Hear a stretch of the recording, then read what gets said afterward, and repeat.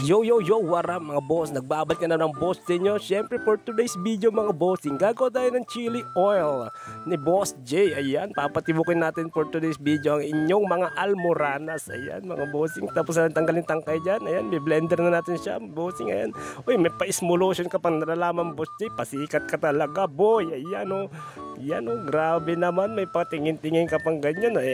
Sige na dyan, dalian mo na Boss J. Dahil para mabilis ang luto-luto na tayo ba? Ayan mga bossing, ayan.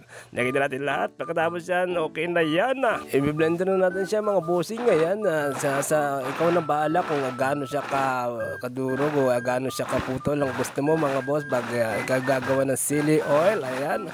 Sa akin gusto ko bossing yung medyo pa siya. Ayan, yung ganyang texture ba? Ayan, gusto ko medyo may buo-buo ba? Ayan ang gusto ko. Ayan, mga bossing, okay na yan. After that, patapos yan, syempre, prepare na natin ng bawang para may bawang to taste or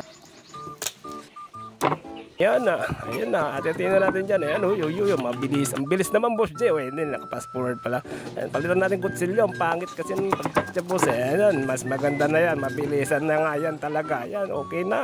Kasi pagpasensya nyo na ang busis ko mga boss. Kasi may sipon tayo ngayon. Ayan, naglalagay ng star anise. Mga pampalasang sangkap yan mga bossing. Ayan, sunod na natin ng laurel. Daon ng laurel mga bossing. Ayan, lapag mo na dyan.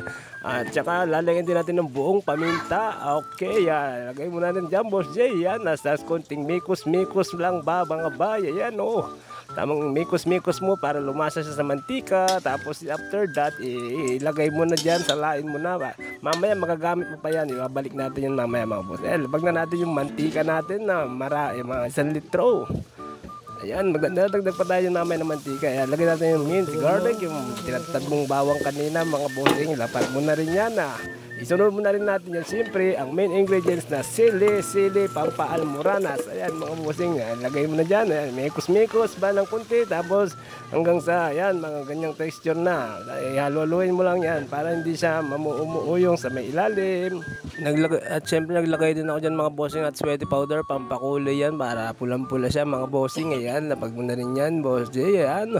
Matapos yan mga bossing, ayan, nakita nyo naman napaka-solid na yan. Naglagay din tayo pala ng soy sauce para may konting pampalasa ba. Ayan, parang ano to chili oil ni Boss J ala Chowking style. Ay di mais. Ayan. At tapos yan, binalik ko yung pampalasa na ginamit natin kanina mga bossing. Ayan, okay na yan mga bossing. Alam nyo ba mga boss, na pag nagluluto ako ng chili oil ay gusto ko yung toasted na yung sili niya para hindi siya madaling masira at tumagal ang kanyang buhay mga bossing. Ayan, quality na yan mga bossing.